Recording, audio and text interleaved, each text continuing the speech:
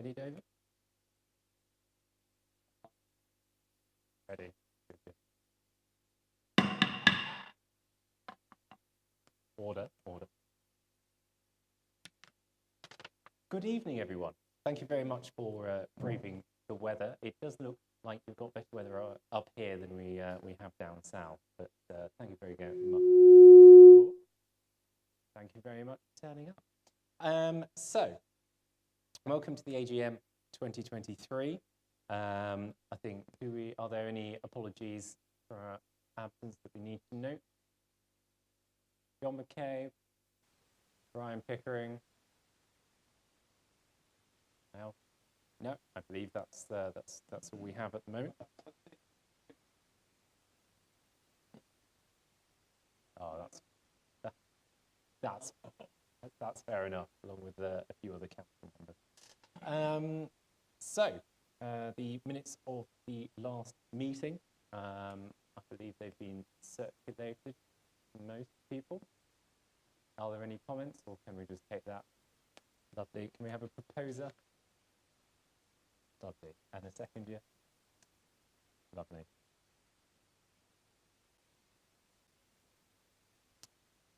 So, moving on. Moving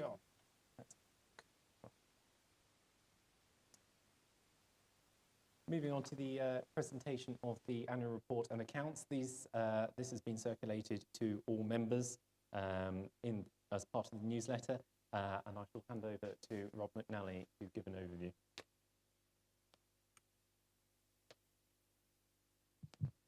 Hello, everyone. Can you hear me? Bit quiet. Okay. Can you hear me now? Better. Excellent. You can't hear at the back. Excellent. Right. Okay. I will go for it. It's very hard to judge. So my name is Rob McNally. I'm not the treasurer, but I help David out, and I help compile the accounts into obviously the format that we need them. So what the document I'll be referring to is the annual report and financial statements for the year ended the 30th of June 2023.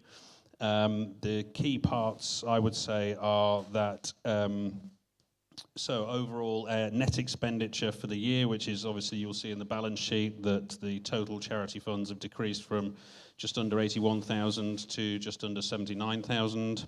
The key parts of the balance sheet, I think, that I would draw attention to are the debtor balance with the common room of the Great North, which remains an outstanding amount, and obviously reduces our liquidity. So discussions are ongoing with them about plans to make that payment, and indeed the next payment of 25,000, which will appear in the next year's accounts, so the ones to the 30th of June 2024. Cash is, as you can see, reasonably stable. We have increased creditors, and I will just take those through those. So there is a £2,000 total accruals, which is in that 4.9 thousand number you can see in the 2023 column. There is about £500 for accounts production, which actually came in less than that, but that was the accrual we made, and about 1,500 in expenses claims. Some of those expenses claims were actually already settled by this date, so they will be written off at the start of next year. They're an immaterial amount. I don't propose making any adjustment. The accountants are fine. They will just wash out in the normal course of business, but they were slightly overstated. The deferred income is money that is received from members before the 30th of June 2023 that obviously relates to the year after that. So we have to keep that on the balance sheet, and then obviously on the 1st of July it gets transferred to income. So that is an amount you'll always see in accounts of these type. The accrual there's another accrual for £800, which is the money due to the Institute of Corrosion in relation to the successful event that was run with the Institute of Corrosion this year. And there is a loan balance of 1,000, which is unchanged this year. I will quickly move on to, we've covered debtors, haven't we, because we've talked about the common room of the Great North. There is a gift aid debtor of 3.3 thousand, which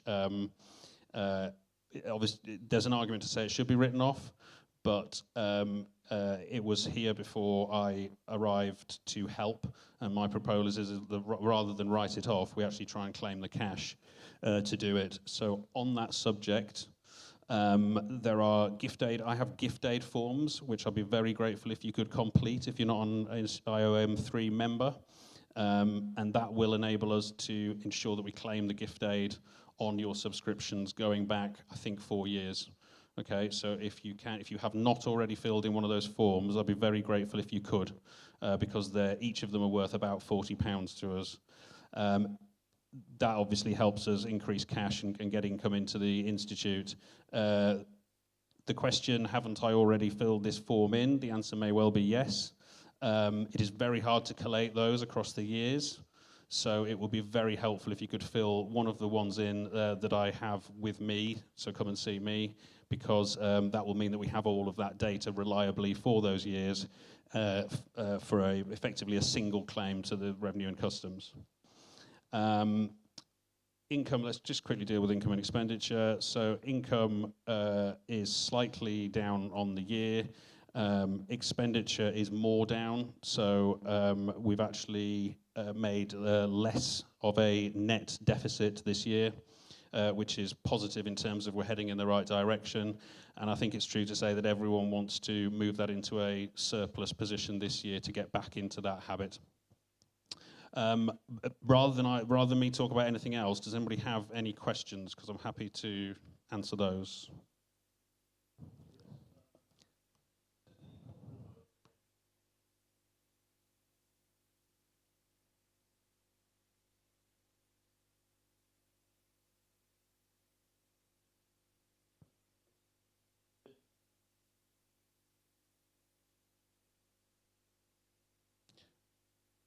Yeah, sure. So the question was an excellent one because it is exactly the topic, it is exactly the complexity that is worth explaining. So the question was, do we imperil the Common Room of the Great North by requesting the money we are due and putting ourselves, ironically, in potentially a worse financial situation because we would then have to house the collection ourselves effectively? So the answer to that is we don't know. Okay, that's the honest answer, because we don't have access and they won't give us access to their internal cash flows. What I can say is that the Common Room of the Great North are producing accounts that are audited, fully audited, and they are passing their going concern measures. So they are solvent, they are passing the going concern test, and they have said to us that they expect to pay us £25,000 on the 1st of July 2024. Now, obviously, that's further away than anyone here would like, and it means that debt is badly overdue, but it is a very complex thing for us to say, actually, no, come on, pay us, because they have implied that could make things harder for them, which is exactly the purpose of your question. Obviously, we have all sorts of things available to us as options. We could go legal. We could say, you owe us this money contractually, and engage a firm of solicitors for probably £300 a minute. You know, exactly. No, I think you're very empathetic, but it's a very good question. And does that answer your question? Great.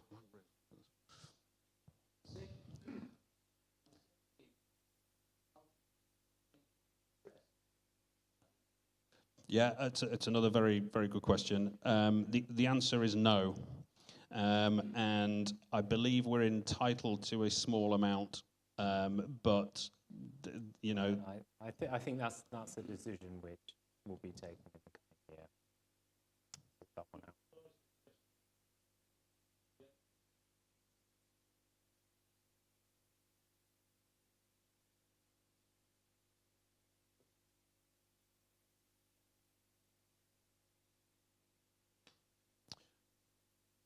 I commit to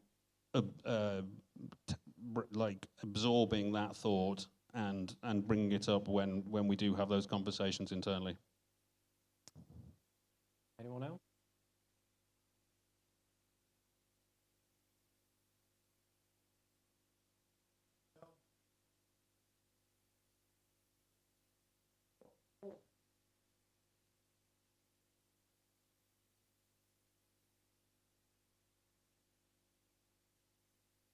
Well, that's a very easy. That's a very easy question. Nil percentage is a government tax refund.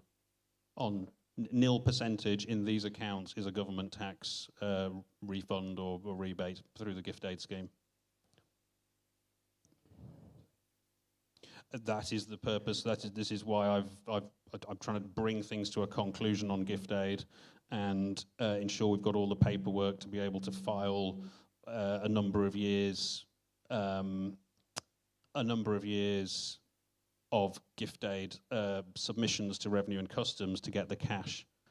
The accounting complexity, in case anyone's interested, is that in previous accounts we did say that that was income. So what we said was we've got more income and we've got a debtor, but unfortunately we did that, in my opinion, slightly too early in previous sets of accounts.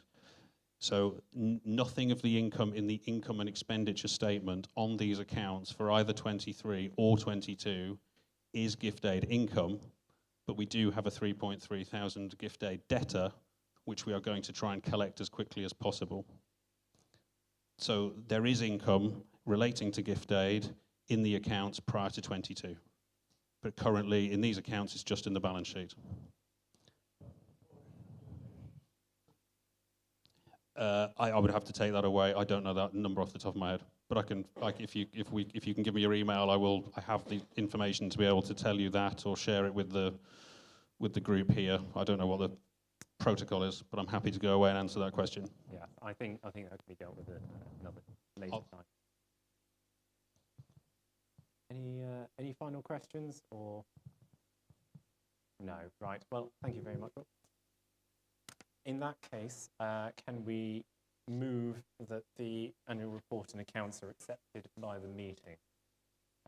Lovely. There we are. So Bill Bell and a seconder. Thank you.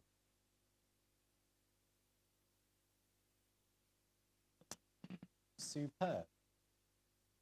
This brings us on to the appointment of the Examiner of Accounts, which we recently switched to a new company, JFS Corbett, and it's proposed that we carry on using their excellent services. So that's need a brilliant. Seconder, please. Brilliant. Anyway, now we're on to Nominations Council. We received 3 applications, nominations for the 3 vacancies on council, and so the 3 that go forward to election are Steve Hawes, who can't be with us tonight, Keith Hutchinson, and Erwin Thompson. Have already attended council as observers and have contributed very positively, and we look forward to working with them in the coming years. This just to bring your attention to the current composition of the Institute's council for the coming year. And then moving on, the appointment of officers, there is no change as of last year.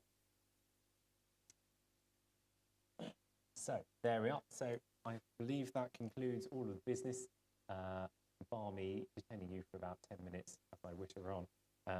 But with that, I'll bring the business part of the AGM to a close. Thank you very much.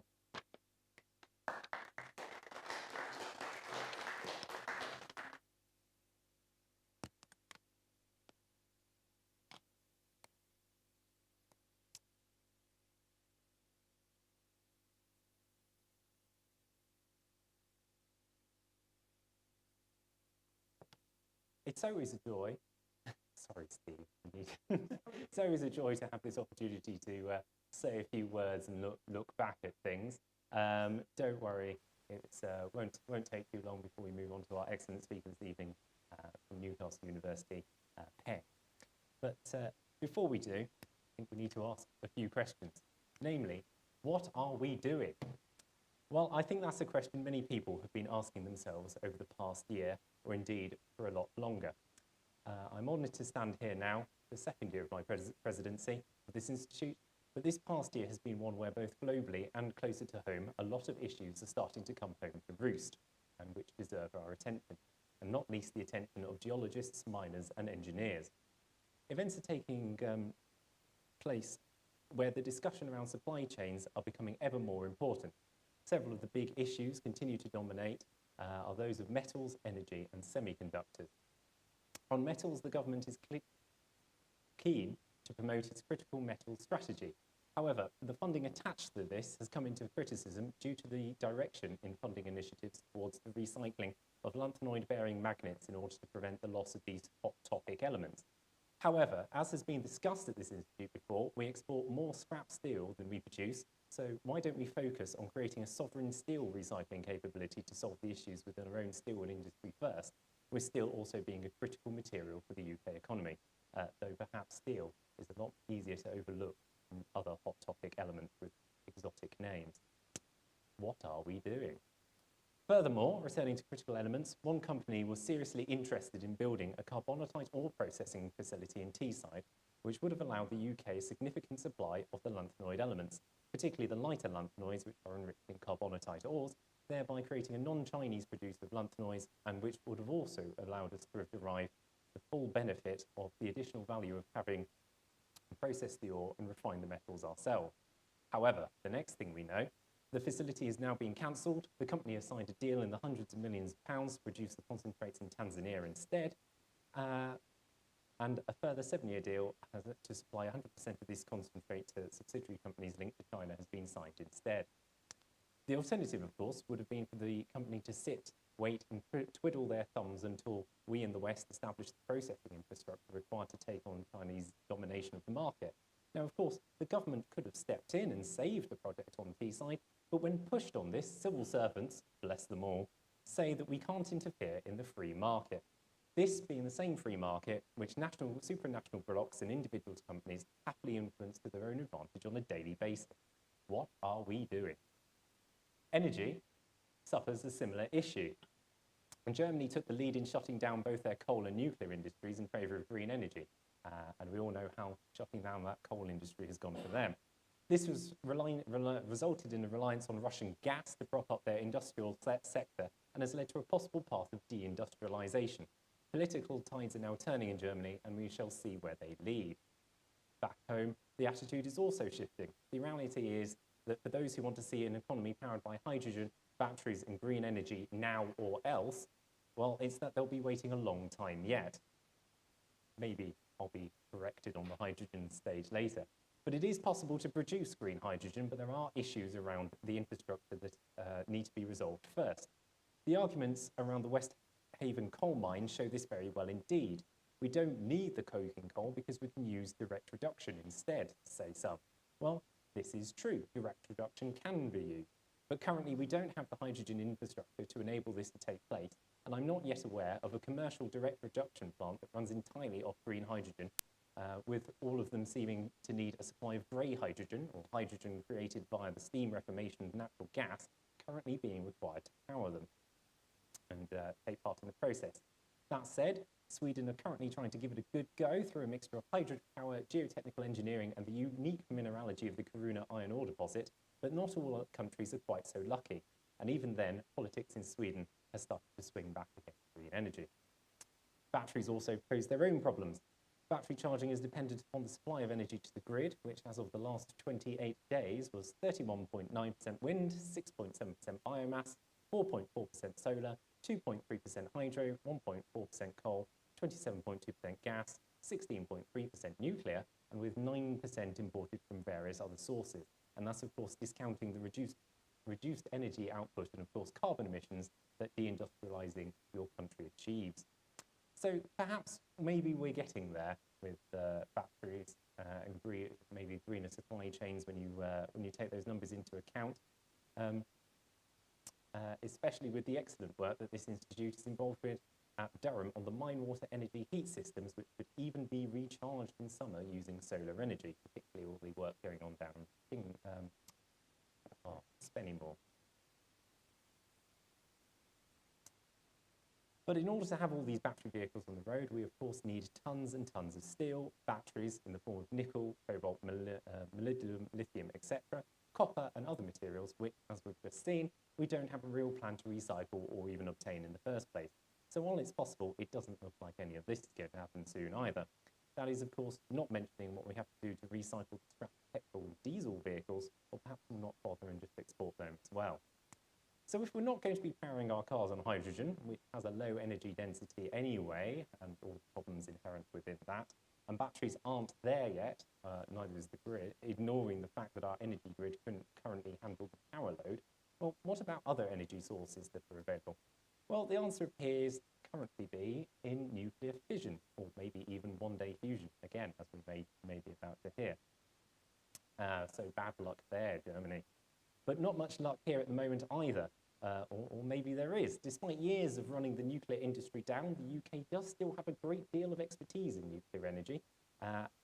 During the past year, our institute has heard about how the future of small modular reactors may be able to tap into this and rebuild a vibrant industry. But then, of course, we hit the problem of having outsourced our nuclear power stations to a French state-owned entity. What are we doing? Better luck elsewhere for nuclear, perhaps, as Poland takes a lead on planning the opening of a series of new nuclear reactors by 2040, hopefully not ending a repeat of the 1920s and 30s Central Industrial Region plan, which was due to end in, I believe, July 1940, but perhaps maybe second time lucky. Poland has, of course, been in the news for various reasons over the past year, one centering around comments that Brits will be worse off than Poland. However, in terms of the economy, it's not a surprise the Polish economy is on the up, given the high levels of education, the peaceful, confident society, and the endless optimism, pride, and patriotism that the people have towards their very Poland. One wonders what this country could be had, of course, Wolf professors not been murdered by the occupying Germans and local Ukrainians, and had people like Stefan Banach, who popped up on a Google Doodle this year, the founder of modern functional analysis and a major contributor to topological vector spaces, had made it to the end of the war. Of course, our country, of course, also suffered during the war, but the effects of this seem to have been different. Poland lost a fifth of its population, its intelligence was killed or hosted in exile in London, and it suffered 50 years of communist slavery. But while we decided to spend most of the 50s and 60s seemingly to tear down all of our beautiful buildings and try and reshape things in one way, Poland decided to look after its heritage, and since 1991 has been busy renovating and reconstructing many of its historic urban spaces, most likely because they know that maybe there's something worth fighting for in keeping them. And that makes you think, yeah, what are we doing? Indeed, what are we even fighting for? Speaking of fighting, this is something which, again, has sadly been in the news for many areas around the world this year, and which we do need to pay serious heed to. The world is not as it was even a few years ago, and we need to wake up to this, stop filling our heads with needless distractions and bad ideas, and get on with the job we're now facing. What we've seen over the past few years is what a drone war looks like, akin to World War I, but with the need of a constant supply of semiconductors. One theatre of war has managed to suck up most of the world's production of drones, and closer to home there have been supply problems with chips for cars, computers, and other devices. What caused this, of course, was the offshoring of a perfectly reasonable semiconductor industry in the latter part of last century. But some of that industry still clings on, much of it, thankfully, in our region. I was delighted to be able to tour some of our semiconductor capabilities only last week.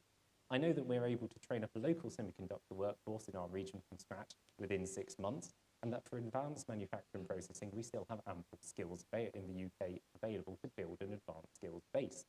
The fact that East Durham College even has a teaching clean room just shows how seriously we should be taking this issue as a possible future employer for the region, and of course an independent sovereign capability in times of geopolitical instability and outright conflict. And yet, overseas, the US CHIPS Act is investing $52.7 billion in American semiconductor research, development, manufacturing, and workforce development. Over the channel, the EU will mobilize more than 43 billion euros of public and private investments to address semiconductor shortages and strengthen continental Europe's technological leadership in the area. Back home, of course, the UK is investing $1 billion over the next 10 years. But I suppose, as those civil servants keep telling us, we can't interfere in the free market, even when our own allies choose to do so. What are we doing? We have fantastic skills and knowledge base that simply needs a bit of support to help it on its way. But the talk from government shows a complete lack of ambition, aiming to focus on what we're good on and not push our limits, mainly focusing on design and with the manufacture being overseas for all the good that will do our sovereign capability. It is talking our own existing semiconductor industry down, and that is hardly likely to bring in investment, foreign or UK-based either way, or indeed create the next company that will go on to be a homegrown success, and importantly, buy up the semiconductor startups, keeping them in the UK rather than letting them fall predatory takeovers of capability and IP. Again, what are we doing? As a country, we've failed to support the sovereign capability of our critical element processing facilities, failed to have a coherent and realistic plan for a sustainable grown-up energy mix going forward, failed to support and pass on existing knowledge in subsurface engineering, mining, metallurgy, and nuclear, and constantly talk down our successful semiconductor industry, deciding instead not to have any ambition at all and letting ourselves be at the mercy of other countries who will ultimately make decisions for us, especially in times of conflict. So, that's the situation at the moment. But what is our institute doing in its own little way? Well, some good news. This year, I've been delighted over the course of my work to raise our profile, both in the Northeast and of course the Midlands and even down in London, in particular with the government of Western Australia, and also meeting with Canadian companies and research organisations at the UK-Canada Critical Minerals Technology Partnering event down at the Canadian High Commission, where I also encourage Canadian companies to keep our institute on their radar. I also had the great honour of attending the dinner and inauguration ceremony for the 13th Chancellor of Durham University. Not only is this a joy to attend as a grateful Durham alumni, but also as a representative of this very institute, which, alongside Red Hills, were specifically invited there to mark Dr. Hill's family connection to her Durham mining heritage. But it was also delightful at this event from another point of view, that of the positivity that our institute is now generating around the region. Being on the inside and dealing with the day-to-day issues, organisational issues, can disconnect you from the wider picture if you're not careful. But I was overjoyed to see that our members' badges, and it's fantastic to see just about every single person in this room wearing one, being recognised by the great and the good of the local community, be that bishops or industrialists or anyone, or academics, anyone else who was there as well.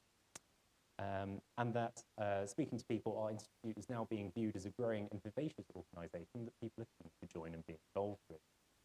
This change is, of course, down to the hard work of our members, but there is always more to do. Over the past year, our institute has put on an extraordinary event series, culminating in our leading regional conference, held jointly with the Institute of Corrosion on dealing with corrosion issues affecting sustainable energy systems in our region. And we continue to expand our links with professional institutes and societies, and we hope to lead in supporting the case for northern industry more widely. Furthermore, our council has just established a professional and chartership committee which will seek to safeguard the professional standards of our institute and will promote professionalism and chartership, helping us to support the regional training and professional development of the next generation of these mine, geotechnical, civil, mechanical and electrical engineers that will be required to secure the resources that we're currently not securing, to build the responsibly thought out energy infrastructure that we do desperately require, and to design and manufacture a supply of semiconductors that underlie swathes of modern technology that we need to maintain our freedom and prosperity. And that is just the start. It's evident that we've lost so much over the past decades under governments of all colours, and we're currently still missing the boat on many more opportunities such as those I've outlined this evening, with some now decrying my generation as a lost generation in its own way. But just think how much more satisfying it will be to look back at the end of this century and see how, just like Poland can now, all of the industry and infrastructure that we've been able to rebuild, and of course our region's prosperity with it. So that's what we're doing in our own small way, and I ask you, what are you going to do? Thank you very much.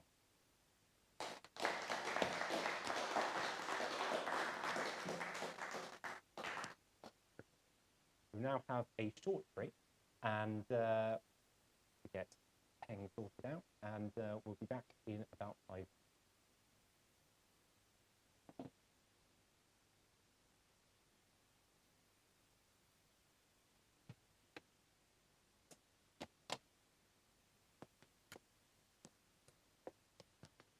Sorry, right.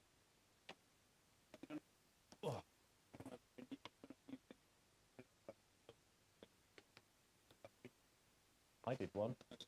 The mic. Yep.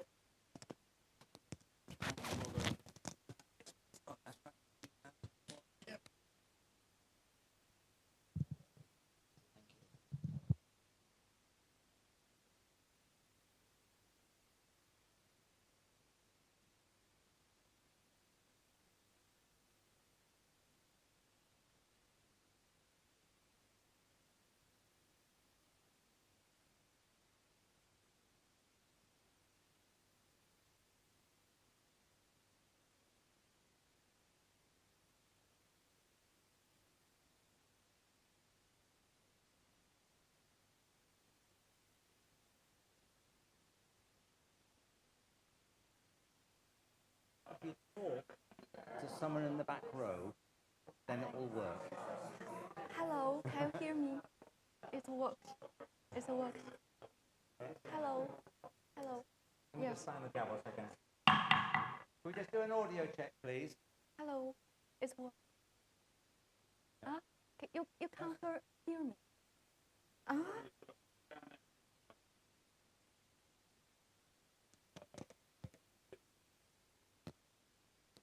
Hello. It works. Thank you. Hello. Oh.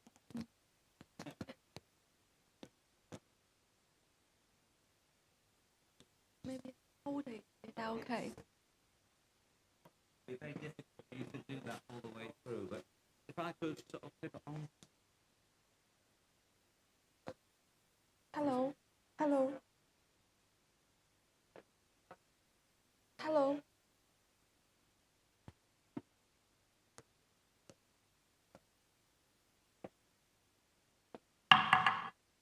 Sorry. Hello. It worked. Okay. Oh, sorry. That's the trouble. If I turn it up too high, then it's I see.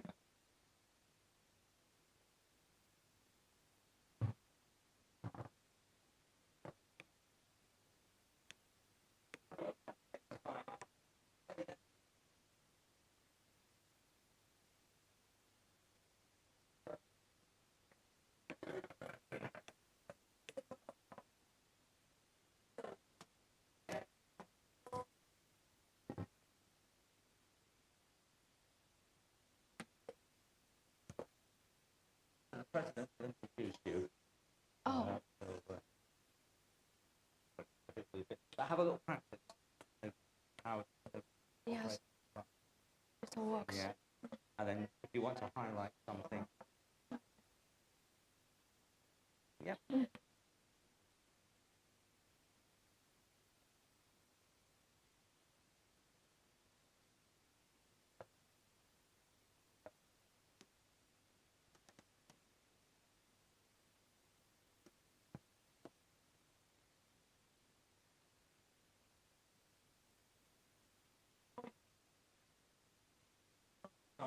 Trick has it here, but you okay? Yes. That's the speaker. No.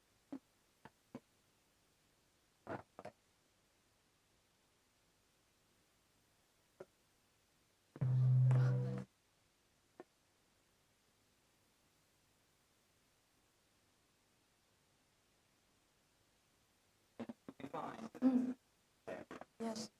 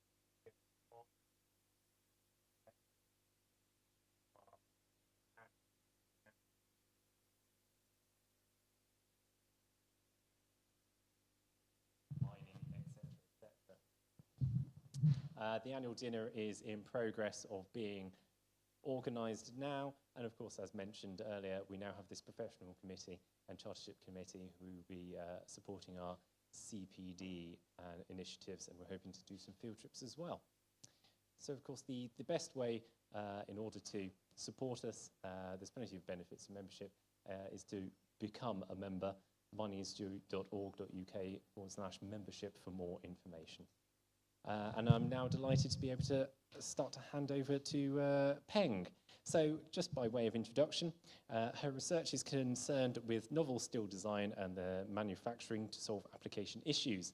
She's worked for over 10 years on thermodynamic processes, microstructures and mechanical characterization, as well as hydrogen embrittlement in steels, which allows her to design and manufacture advanced sustainable materials for applications including pipeline, automotive, aerospace, nuclear reactors, and wind turbines. Dr. Peng is a lecturer at Newcastle University. She commenced her PhD at the Department of Materials Science and Engineering at the University of Sheffield in 2011, and on graduating in 2016, she was awarded the Brunton Medal, the top prize for metallurgical PhD research, and then joined 2 EPSRC program grants at the University of Sheffield as a research associate to expand her research into novel alloy design as part of the DARE project, and hydrogen embrittlement in steels as part of the PEMS project. In 2021, she was involved in an EPSRC-funded program on the development of new Martinistic steels as a co-I, and won a competitive early career researcher grant as PI in 2021 with the EPSRC Sustain Future Manufacturing Hub, which our institute has heard of from previously from Dr. Rich Curry. She was awarded EPSRC Fellowship on the design of new reduced activation of ferritic and martinistic IAFM steels in August 2023. Tonight she will be talking about advancing steels for both modern and modern nuclear and hydrogen industries. Thank you very much.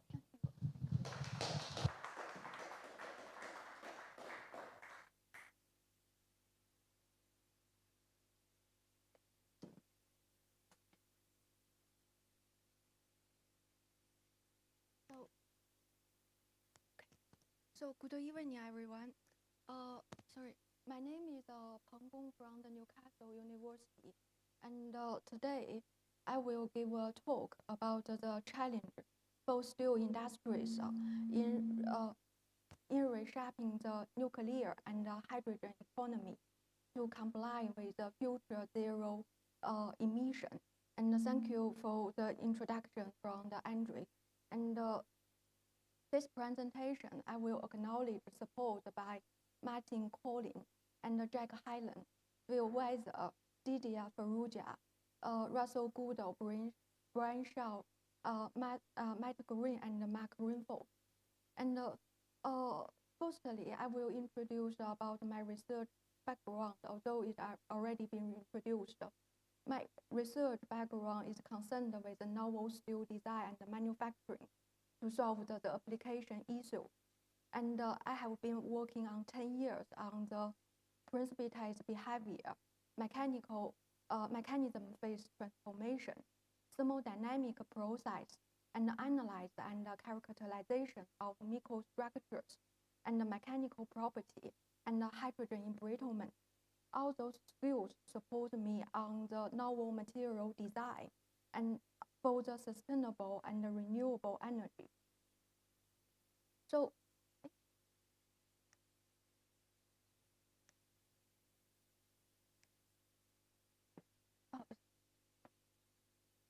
firstly, I will introduce about the presentation contents today.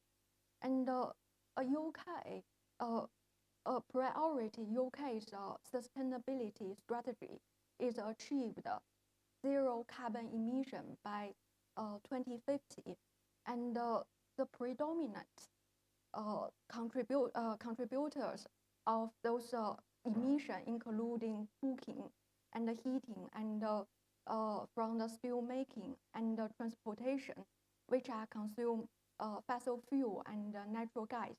So to achieve the target of the zero carbon emission by 2050, cost efficiency and a productive, economically productive method is needed, which result in the new renewable and sustainable energy development. And those renewable energy, including the nuclear, wind, solar, and but today we will shift the focus on how the steel industry can contribute the decarbonization. And we will talk about in two areas. The first area about the hydrogen energy, and the second area about the fusion nuclear energy. In the first section, the hydrogen energy, we will firstly talk about the advantage and the challenge of hydrogen energy for the decarbonization, and the advantage to use the gaseous pipelines for hydrogen transmission, and the challenge for the pipeline with the hydrogen emission, hydrogen embrittlement in steels, and could we design the steels can resistant hydrogen for the pipeline steels. And the second section, we will discuss about why we need fusion and its challenge, and how the steel industry can contribute for the fusion reactors. And firstly, when we talk about steels, the first impression in our mind is the steel industry are the energy intensive, and their production always cause the air and water pollution. Currently, the steel industry is among the third biggest producer of carbon dioxide, and estimated that there will be it is nearly 11% of our carbon diffusion produced by the steel industry. So the steel industry need to reduce the carbon emissions, and there is one method we can use from the hydrogen. When hydrogen reach the iron core, they only produce the water and spongy iron, so it can reduce the nearly 1 times of the carbon emission compared with the traditional methods. And this is one of the methods we can use hydrogen for the decarbonization. from the steel application or from the materials application.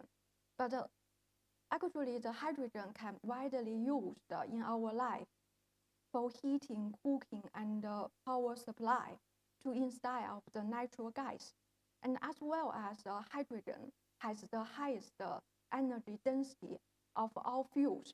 Hydrogen can storage nearly 200 times as much energy by weight compared to the lithium-ion batteries, and also 3 times higher as much as the petrol.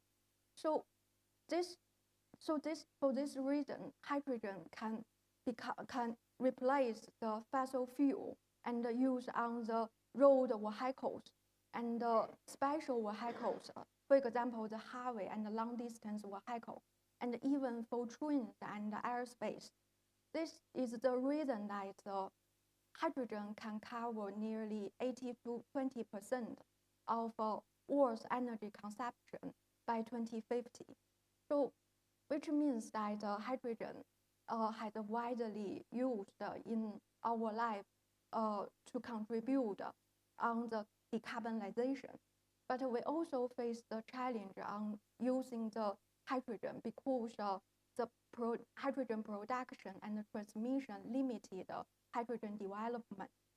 This is because hydrogen not like other fuels. For example, we can either dig out of the fossil fuel and natural gas underground, and we can also capture the winds and the sun around our environment to be the renewable energy. But hydrogen, we cannot catch up from the on Earth, and it requires the energy to produce the hydrogen. And currently, we use the natural gas to produce hydrogen, but it also produces the carbon dioxide. So that's although the fossil fuel industry claim that they can efficiently storage the produce the hydrogen from the produce the decarbonization from the hydrogen making, but it's still not the ideal method to produce hydrogen. And there is another method we call the green hydrogen, which can be produced by splitting water by the electricity and from the electrolyzer cells. And but this is cost 2 to 3 times higher energy consuming compared to produced by the natural gas. So that will increase the cost to produce hydrogen. The current research development renewable energy from the wind, solar, or nuclear to supply electricity to produce hydrogen, which can significantly reduce the cost to produce hydrogen. But the next question for us is how to efficiency, safety and security to transmission hydrogen in long distance. This is because the hydrogen center normally built near the sea. This can easily to supply water and energy. Therefore, it faces the challenge on the diffusion hydrogen to the industry center and end user. Currently, we have 3 methods we can use. The first method is a gaseous tube trailer, and the second is a liquid tank, and the third one is a gaseous pipeline. To compare with other methods, gaseous pipeline with its lower cost and high low speed to transmission hydrogen and higher service life, which can service for 10 to 30 years, which becomes the ideal first option for hydrogen transmission. But current pipe we produced by steel. This we will face that one challenge, which we call the hydrogen embrittlement in steels. And in this slide, I will explain how the hydrogen induced embrittlement in steels. And this image shows the typical structures of steels. And when we transmission hydrogen in pipeline, the hydrogen molecule will interact with the steel surface, and this hydrogen will dissociate to hydrogen atom, and can diffuse into the structure. And those diffusible hydrogen atoms will cause the grain boundary nanoscale bubbles. And these bubbles will become the position for the hydrogen-induced Dirac initiation and propagation, which explained by the hydrogen-enhanced spin-induced vacancy theories. And also, the hydrogen can diffuse along the grain boundaries and the subgrain boundaries. And those diffused hydrogen will reduce the bonding energy, and this will cause the correct initiate on the grain boundary. And this theory explained by the hydrogen-enhanced decohesion theory. And as well as the hydrogen, when the hydrogen diffused in steels, it will reduce the boundary of dislocation motion. So it will increase the density of dislocations in steels, and which will cause the localized plastic area too, and can become the region for the correct propagation, and which explained by the hydrogen-enhanced localized plasticity theory. So that's all the structures in steels caused hydrogen embrittlement, and those caused by the diffusible hydrogen. And there is one positive influence from the microstructures, which from the precipitates. And the precipitates can also become the trapping position for hydrogen. And those trapped hydrogen, it's difficult to escape from the trapping positions and diffused back into the structures and cause the hydrogen embrittlement. So that's the really ideal structure or ideal position, hydrogen trapping position to design in steel, which means that if we have a higher density of precipitates, we can trap the higher density of hydrogen, which we regard as the irreversible hydrogen, which difficult to escape from the position and diffuse into the structures and cause the hydrogen embrittlement. So that's trapping position will be the ideally designed in steels if we can maximum value fraction of the precipitates in steels. We can trap higher density of hydrogen at the interface of the precipitates and the matrix position, and those hydrogen difficult to diffuse back into the matrix, and we can reduce the hydrogen sensitive in steel structures. And this to achieve that, there is one type of precipitates, we call it interface precipitates. And this type of precipitates formed during the austenite to ferrite phase transformation, and the precipitates form on the austenite to ferrite interface. And this type of precipitates can maximum number density of the precipitates in steels, and which will become the trapping position for hydrogen and reduce the diffusible hydrogen. And on the other hand, if we can design the precipitates, and if we can design the precipitates with the higher bonding energy of hydrogen, which means that we can trap the hydrogen to increase their stability. And it's difficult for the hydrogen trapped at the interface to diffuse to escape on the trapping position. So that's the second alloy design we can think about if we can design the precipitates with higher bonding energy of the hydrogen. So this hydrogen difficult to diffuse back into the structures. This way can increase the steel resistance of hydrogen. But before we discuss about the alloy design, how to improve the hydrogen resistance in steels, we need to know that currently typical types of the pipeline steel we have. This image showing here lists all the current pipeline steel we used, and it including the composition and the manufacturing process and their typical structures. From this image, we can find that with the grains increase, the carbon contents decrease. So this decrease the carbon content, increase the welding capabilities for the pipeline steels. And on the other hand, we found that the microalloys has been added higher than the higher grain steels, which we can increase the strength through the precipitate strengthening. And as well as we use the different manufacturing process on the high grain steels with acid cooling.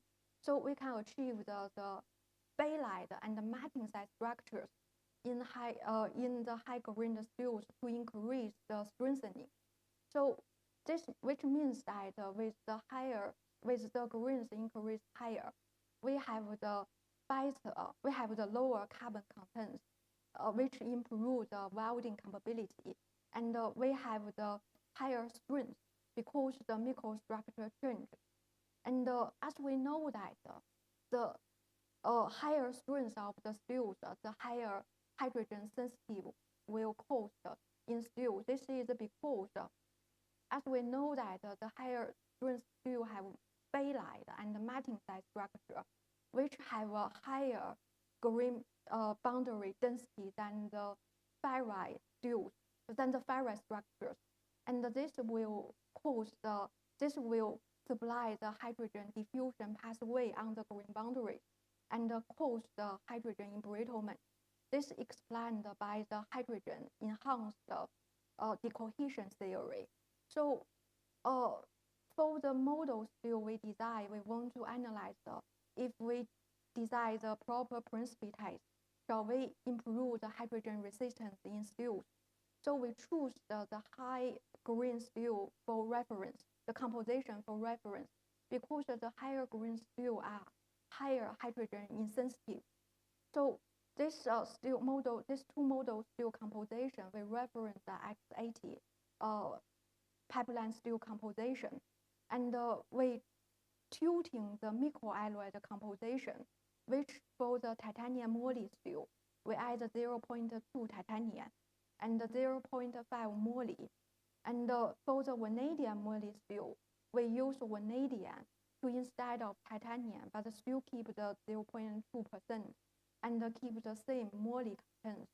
And those two type of model steels, we use the melting, hot rolling, and heat treatment, as well as aging at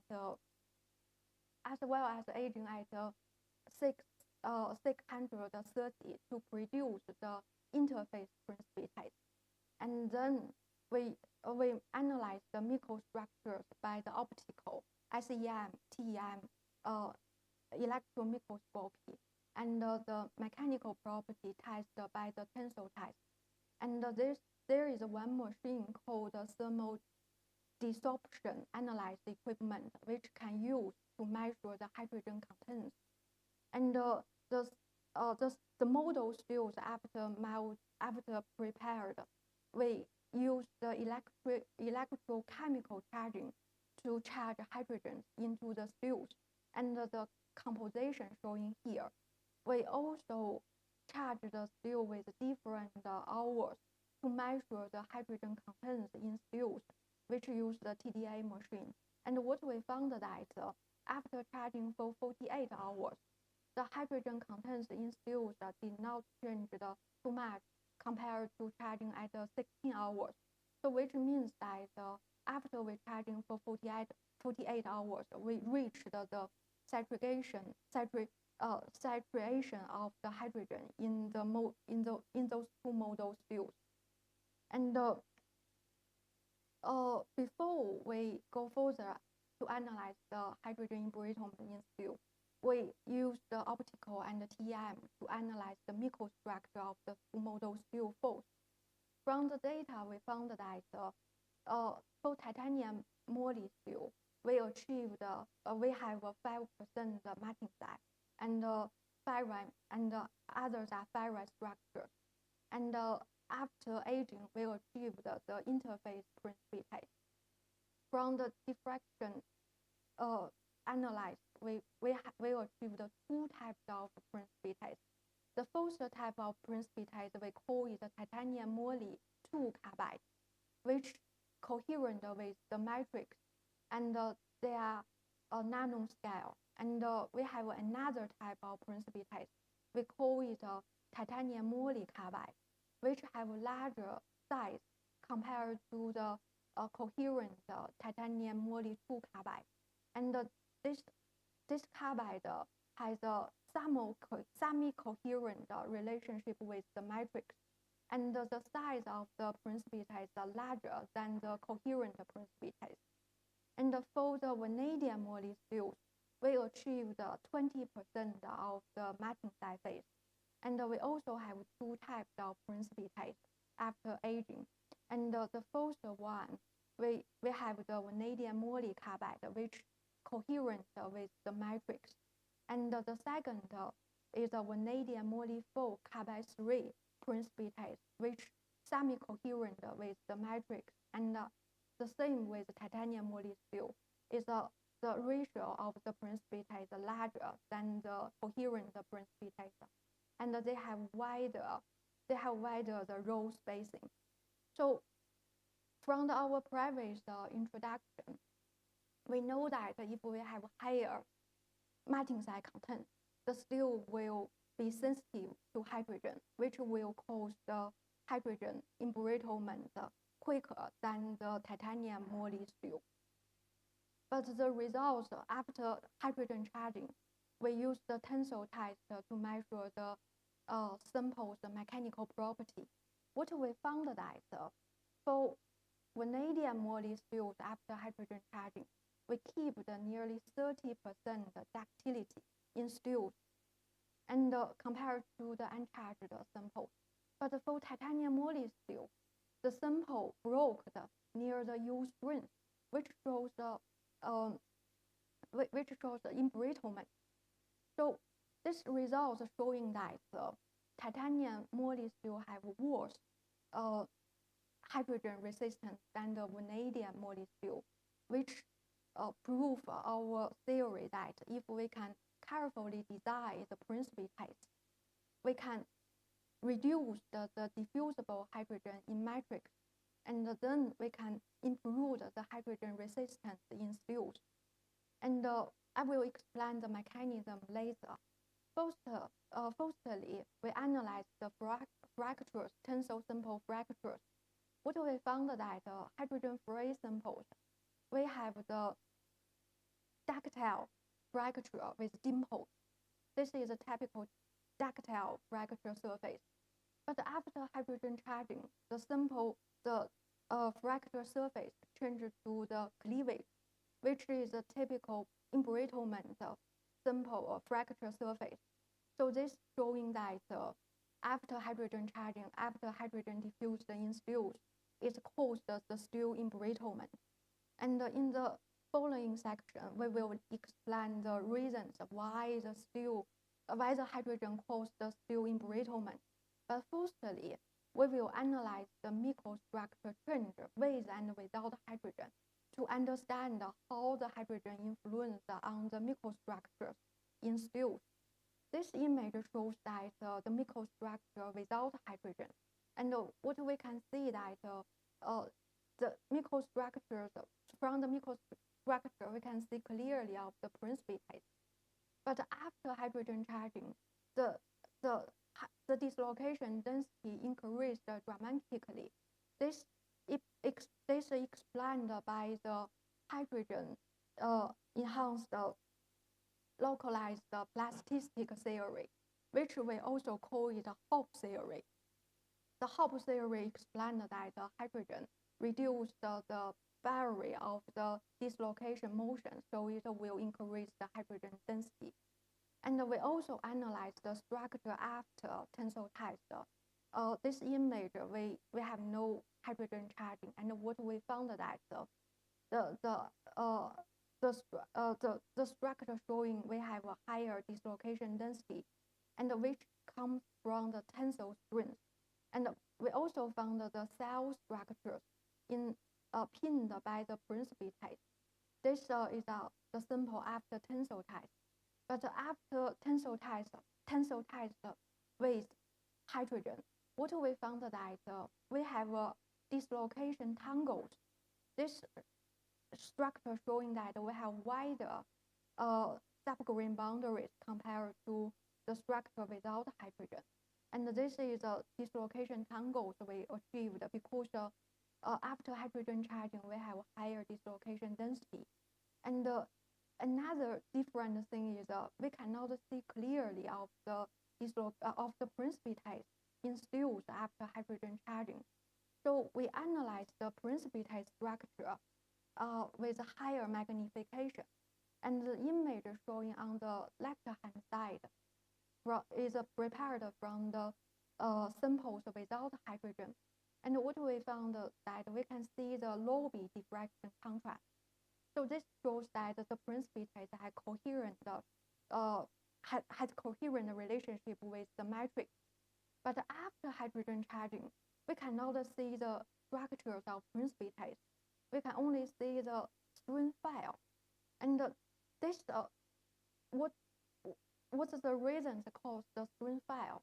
We use the high resolution TEM to analyze the structures.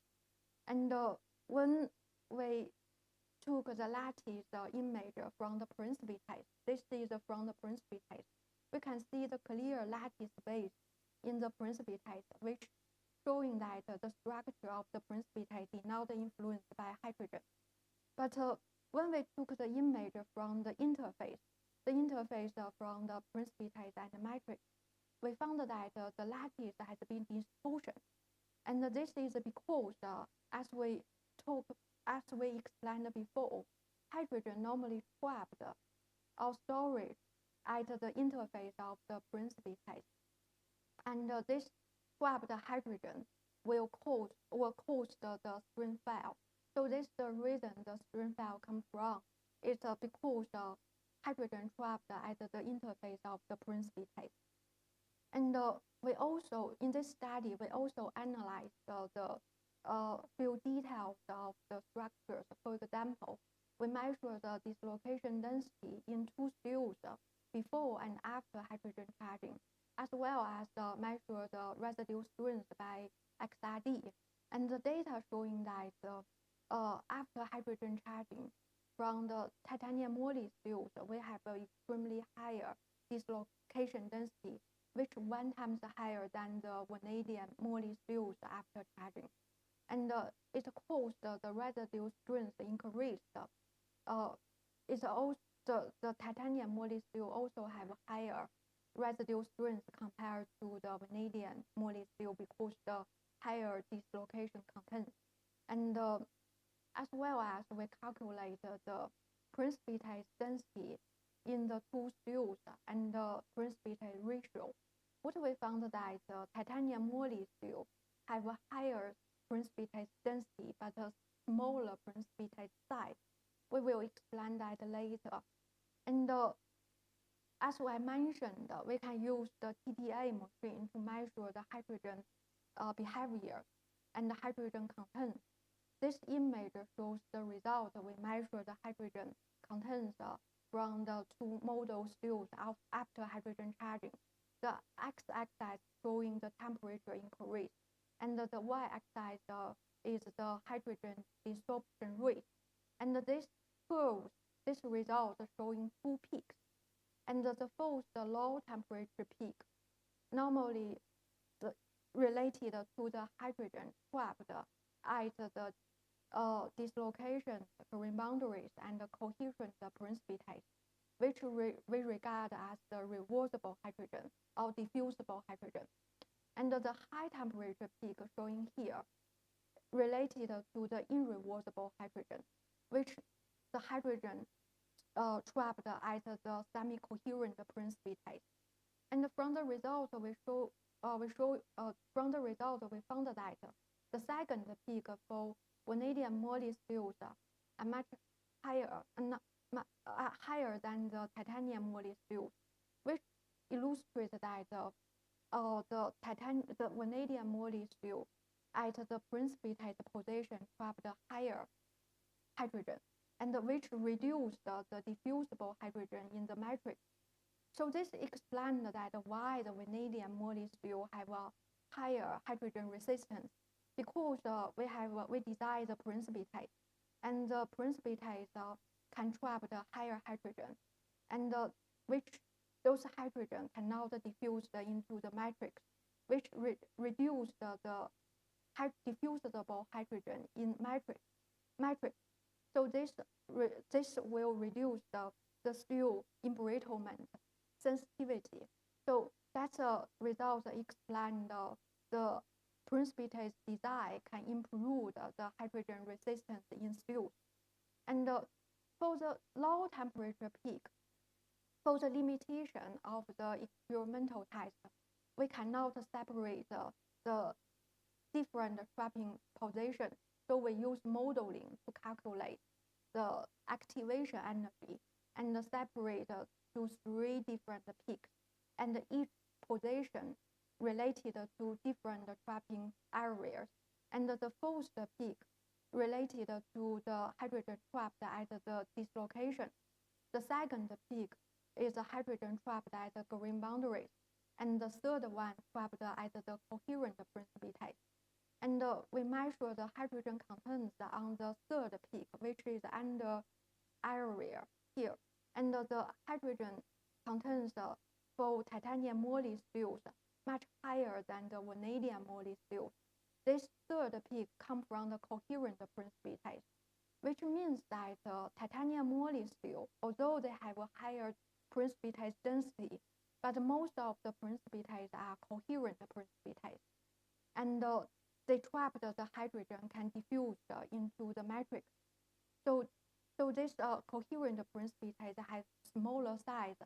So the titanium molecule have a smaller precipitate size. And for vanadium molecule, although we have a lower precipitate density, but we have a higher density of the precipitates are semi-coherent with the steel matrix. So we can trap the higher hydrogen, higher irreversible hydrogen. So this result explains why we have better hydrogen resistance in vanadium molecules. And in the next slide, we will explain the mechanism of the hydrogen-induced embrittlement. Firstly, we know that the fracture, the tensile fracture, changed to the embrittlement, changed to the cleavage fracture. So we can easily find the correct initiation position, which is a spherical appearance here. We use the FIB technique to prepare the sample, TM sample, on the initiation position. And what we found that the hydrogen-induced crack initiate on the nanoscale cell structure. And those structures have higher density, dislocation density on the green boundaries, which pinned by the precipitate. And this cell structure has a higher density of dislocation, and the crack form on the cell structures, which fit well with the Hopf theory. And this is the hydrogen-induced crack initiate position. And the same phenomenon happened in the vanadium molecules, which we have cell structures and the crack initiate on the cell green boundary. And we also have interesting results showing in the vanadium molecule. Underneath of the cell structure, we have a twinning mating site structures. And this twinning mating site structure comes from after tensile test this is because hydrogen also reduces the sack-force energy. So we have a twinning matching side. And this is explained where the hydrogen initiate on the model steel structures. And the next slide, we will explain the correct propagation behavior. From the with titanium moly steels, we prepared samples and used the EBSD to analyze the correct propagation behavior. And what we found that the quark are mainly the transgranular quark in the ferrite phase, and the quark grows along the specific plane. For ferrite is along the 100 plane, and these quarks are crystallographic quarks.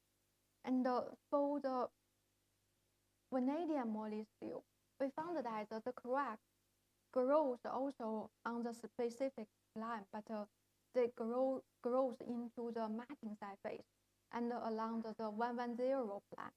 And interestingly, we found that the quark propagation parallel to the tensile strength.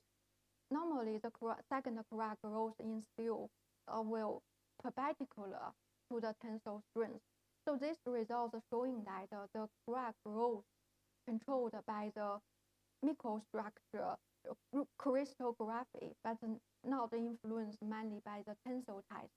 And also, this main quark grows into the matching side phase. We prepared the samples, TM samples on the quark tips, and really interesting result, we found that the quark grows along the precipitate line, and the pathway along the precipitate strain file, which from the 100 plane and go to the 110 plane, and then back to 100 plane, and the quark grows along the strain file around the precipitate. This is because, as we explained before, the hydrogen trapped at the interface between the precipitate and the matrix, and so this quark grows along the interface with the hydrogen diffused hydrogen concentration on the quark tip to supply the energy for the quark propagation.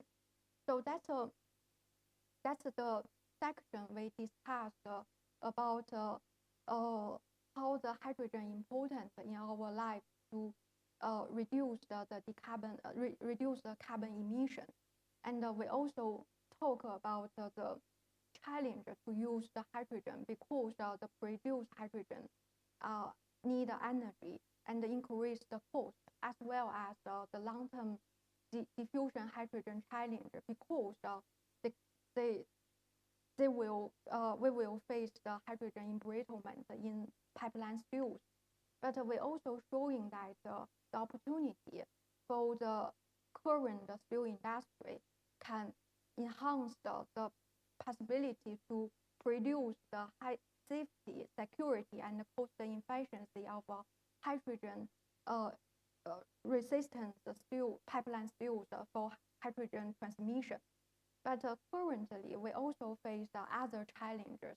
For example, we have no standards to measure and evaluate the safe and the security on the current pipeline steels for hydrogen transmission.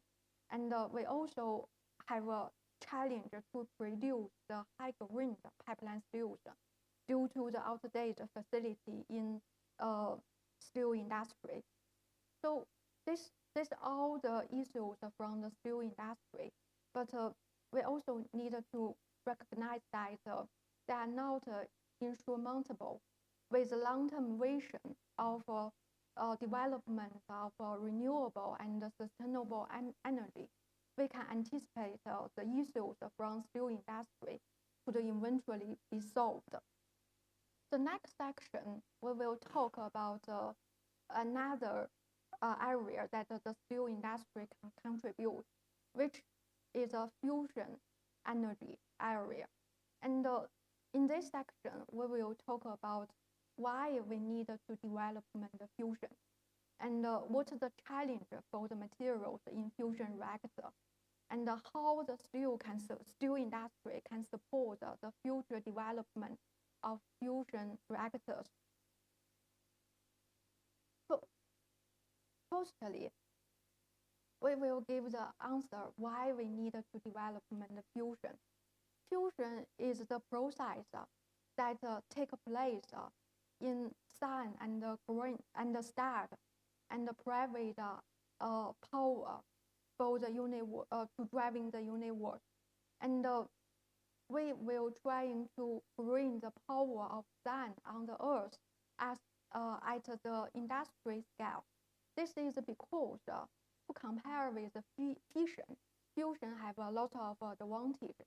For example, fusion have no carbon emission, and it is the renewable power, and is much safe than fission because there is no nuclear disaster, and as well as the abundant source because the fusion reaction only requires the deuterium and tritium atoms, and as well as fusion can supply 4 times higher than the fission energy, and also they have less radioactive waste than fission. So those are all the advantages I list out here to show why we need a fusion reactor. But and also UK government announced to build its own fusion reactor called STEM, and which aims to drive the electro energy on a time scale of 2040. There are lots of benefits for fusion, but we also need to notice that to achieve fusion reactor, we face challenge because the fusion reaction requires extremely high temperature, which I list here. This is because we planning to reaction of the 2 items to overcome the electro repulsion and to form a single heavy nuclear with a release energy. And this process will request a higher surface temperature, which will challenge the fusion reactor post-war and blackheat material design, because this post-war and blackheat materials are the material directly to face the fusion reaction and influenced by the nuclear irradiation, as well as this reaction will cause the pressure on the material. And those post-war and blackheat materials also need to protect the auto components without irradiation damage and temperature damage. So this image showing that why the fusion challenge the material. Compare with fusion surveys with wider temperatures from the 350 to 1000. And also they face extremely high displacement damage compared to fission. This is the reason that to produce fusion, it requires the challenge on the material design. Currently, we have 4 options material can be selected for the fusion post-war and blackheat, which are the reduced activation ferromagnetic steels, ODIs, IFM steels, vanadium alloys, and silicon carbides. To compare with the other elements, the advantages of the IFM steel are listed here, which showing that the IFM steel have better high thermal conductivity and low thermal expansion coherence, and radiation resistance to walling, and resistance to helium embrittlement. And as well as the most important thing is the steel, IFM steels have the commercial manufacturing production chain, so which can produce the steels to be the structure, to be the components on the fusion reactors directly without need to produce the production chain compared to other material candidates. But the advantage to select the steels to be the IFM steels to be the fossil wool and blackheat, we also face the challenge because the steels has a narrow surface temperature. Showing in this image, this narrow surface temperature comes from the low temperature hardening induced by the irradiation with temperature between 250 to 350, which the irradiation will cause the higher density of dislocation and pinned by the precipitate, which will increase steel hardening. And also, the steel face the high temperature embrittlement due to the poor thermal aging properties. This is because when steel surface at 550 to 650, most of the precipitate will dissolve into the matrix, and which cause the thermal creep, and as well as the irradiation will cause the crack or voids on the grain boundary, and this will cause the helium embrittlement. So this the limitation for the steels to surface as the fossil wool and blackheat, because they have a narrow surface temperature between 350 to 550. And the current research on the IFM steels trying to open the operation window focus on two areas. The first area is to design the high temperature stable precipitate. For example, the ODS IFM steel and the intermetallic dispersion strengthens the IFM steel, which will design the intermetallic precipitate, and as well as the euphoria disposed at the interface between matrix and carbon nitride to increase to improve the precipitate stability at a high temperature. But we know that this high temperature precipitate can improve the high temperature surface temperature to higher than 650, but it also increases the strengthening and at a low temperature, which for some paper report, which will increase nearly 500 degrees. So it's still not the ideal method to design the IFM steel to open the operation window.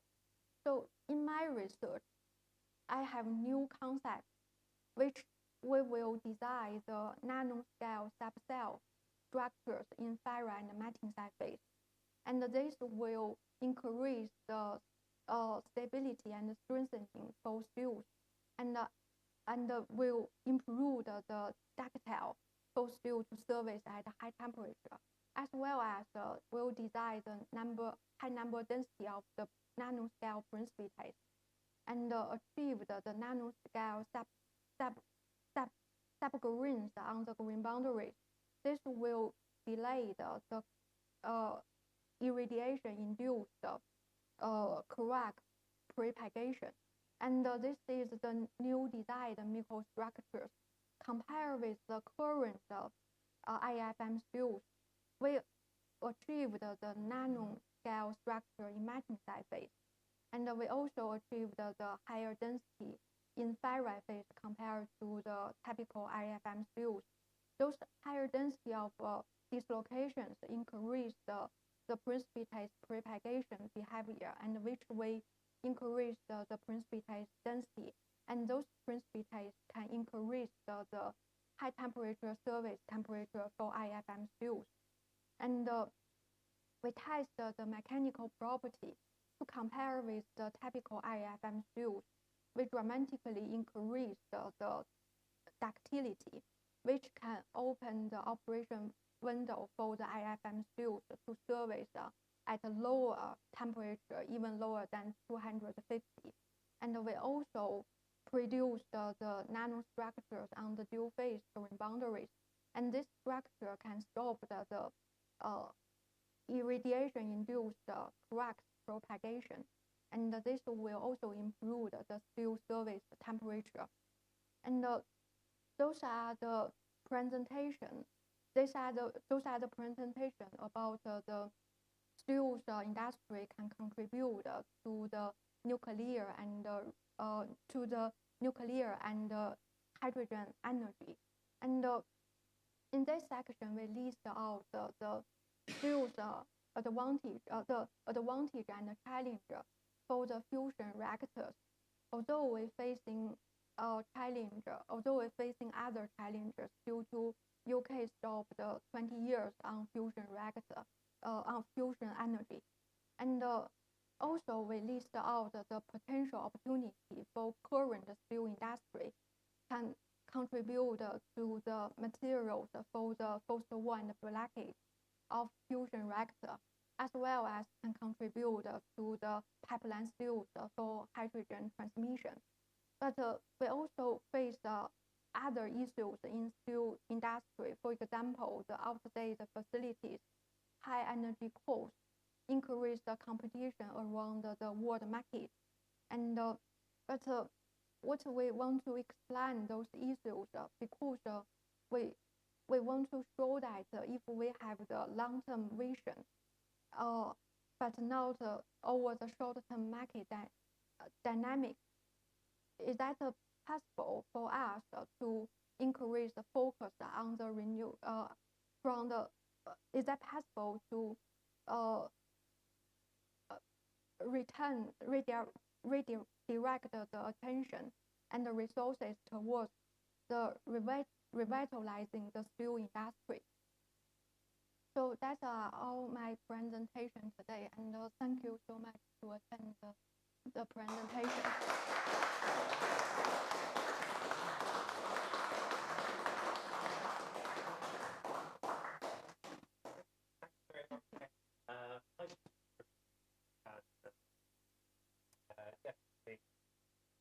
Comes up a lot, so it's fantastic to have such an excellent overview of not only the subject but also the latest research, and also being introduced to helium embrittlement as well, which is a new one, but I'm also not surprised at all.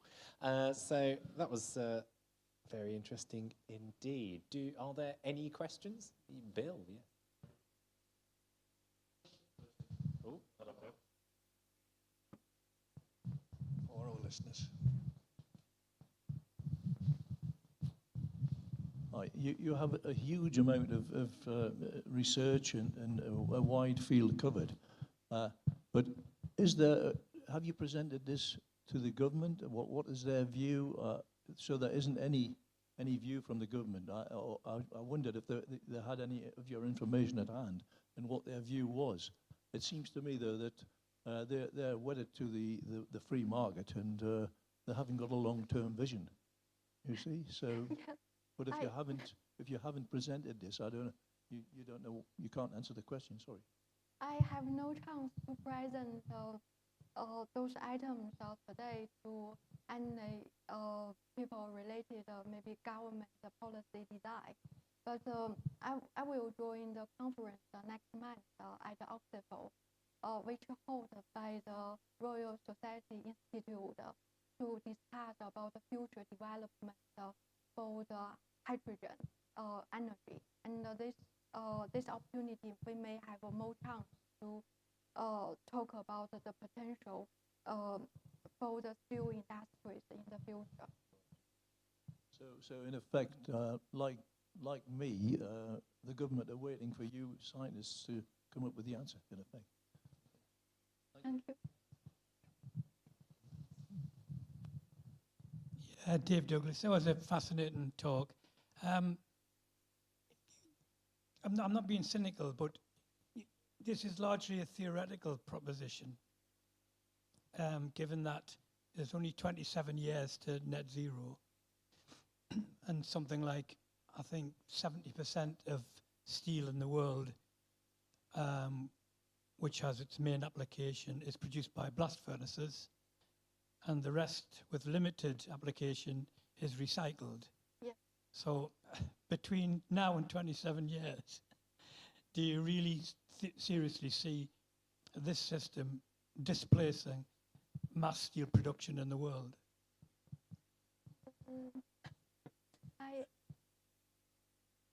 I have no.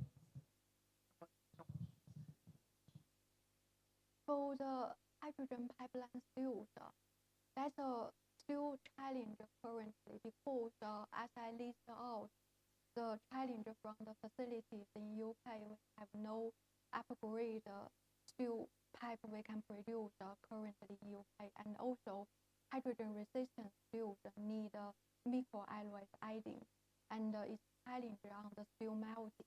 And this part we are thinking that it can be the potential area to produce fuels with a higher hydrogen resistance.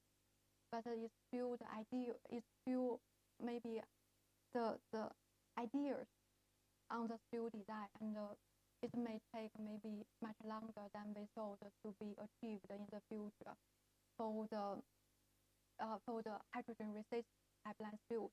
But for the fusion reactor, currently we collaborate with UKEA on their steel select and build the production plant. And this is with a funded project. We are hoping that at least within 5 to 10 years, we can have the production in UK to produce the fossil one and blackhead with the IFM from the IFM fuel. So required? That's really good question, because according to my communication with Martin Collins, they mentioned that the higher microalloy steel you need to improve the purely melting process, which currently we have no steel company in UK can add higher contents of microalloys. So what we can do now is only the X60 and X65 pipeline fuels, and that's the limitation happens in steel making industry. And the good news is Tata Steel has been funded million pounds to build the electro arc furnace, which can give the capability for UK to melting high microalloy steels in the future. So that's probably the best news currently for steel making.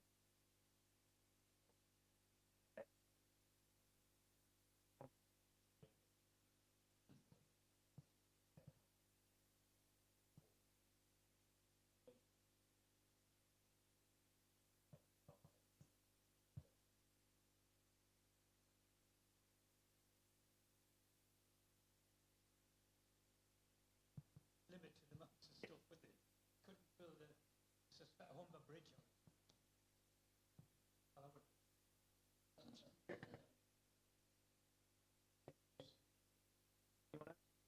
No.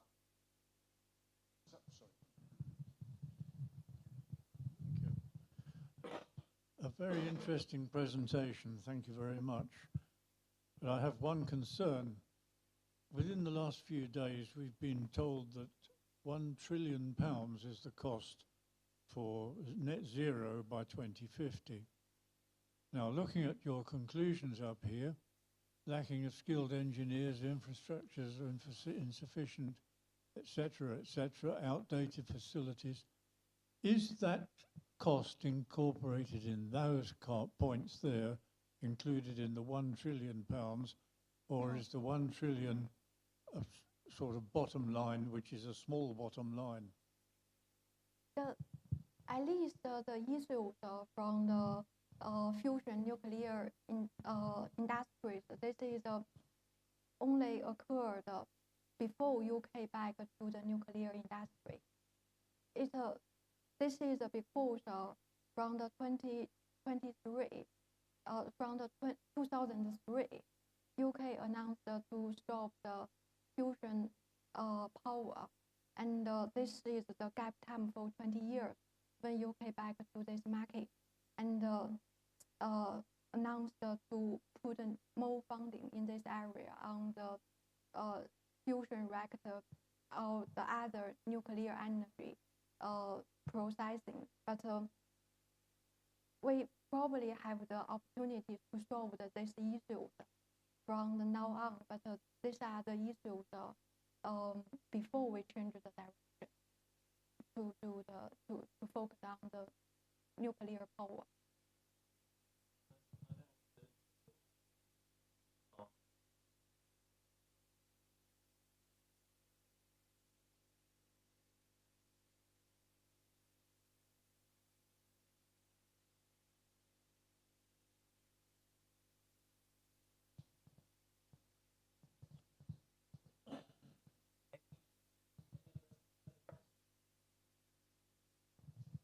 Yes, I was lucky enough to attend the corrosion conference, and one of the key areas they were talking about was coatings, and there were kind of a whole range of different, but these were sort of kind of plasticized things. Is there any possibility that the way to repurpose a pipeline that's been used for oil would be to apply a coating of the materials that you're talking about here, rather than actually building a fresh pipeline? That's really a good question, because we also discussed about the potential to do the coating on the current pipeline to convert the pipeline to the hydrogen transmission or the blending hydrogen transmission. But we face another challenge is we need to internal coating. And this will challenge the technique, either the robot coating internally, or how can we coating internal on the current pipeline. And as well as this image shows the issues. Although we saw that the coating will connect with the intersurface, but actually it's now have a small distance, and those small distance between the interface of the fuels and the coating material will still cause the position of the hydrogen diffuse, and those diffused hydrogen will still can diffuse into the fuels.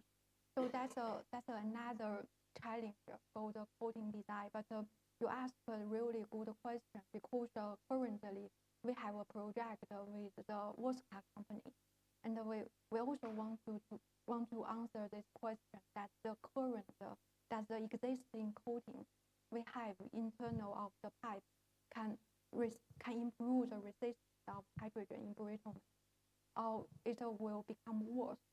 So this is the research we currently collaborate with Wosca, and we're hoping that we can give the answer to the company, and this may possibility for the company to do the coating, use the current coating technique for the pipeline fuels to improve the hydrogen resistance. But currently we have no answer. Do we need a new coating? Do coating work? Our current existing coating can improve hydrogen resistance? Thank you very much.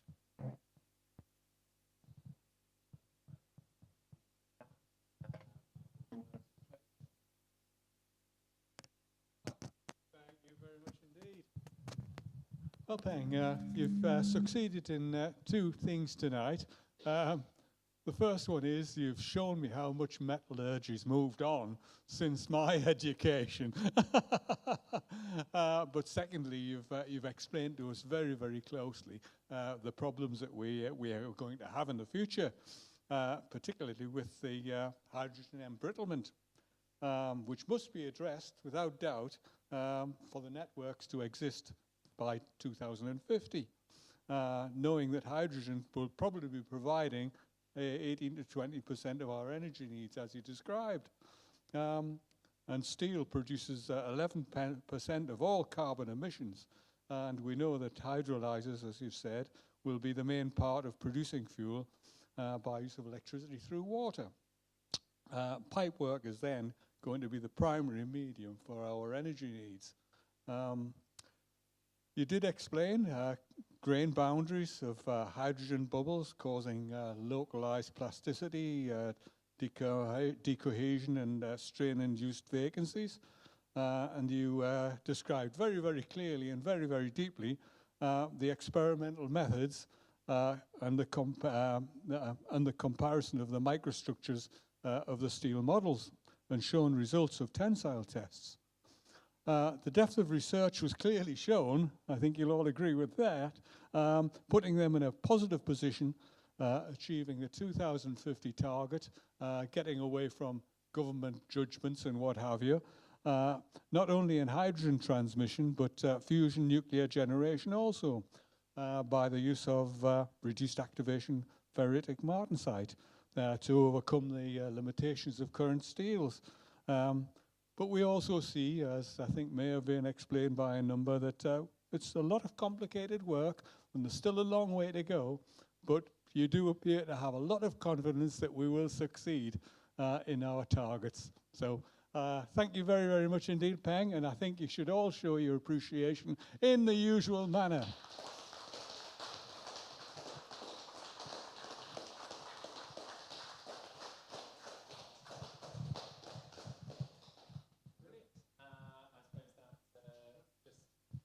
Leaves me to reiterate that the information about our November lecture on hydrogeology will be sent out soon, as will our December lecture on fire engineering.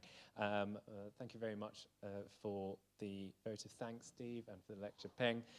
It's fantastic to see so many things discussed in one evening. We've gone from policy and funding to the latest technology, which also interlinks with the corrosion conference we held earlier this year, and I know that the Institute of Corrosion, even though they can't be here tonight, are very interested in watching the lecture later on, as are the local branch of the Nuclear Institute. So I think that shows just how relevant all the things that our institute is doing really are proving to be. So thank you very much again for coming along, and I look forward to seeing you at the rest of the lectures for the rest of the year, and see you in November. Thank you.